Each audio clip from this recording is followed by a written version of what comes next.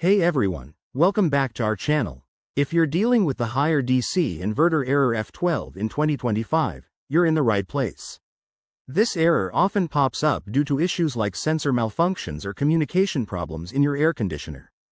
Don't panic. We'll walk you through fixing it step by step, so you can get your unit running smoothly again. First things first, always prioritize safety. Make sure the power is turned off and unplugged to avoid any electrical risks. Got that? Great, let's dive in. Step 1. Check the basics. Inspect the power cord and outlet for any damage. Sometimes, a loose connection is the culprit. If everything looks good, move on. Step 2. Reset the inverter. Turn off the unit, wait for about 5 minutes, and then turn it back on.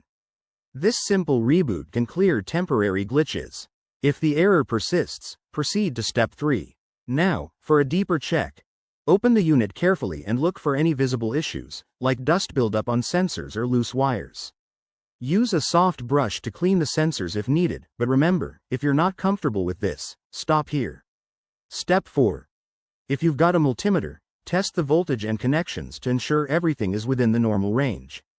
Haier recommends values between 220 to 240 volts for most models.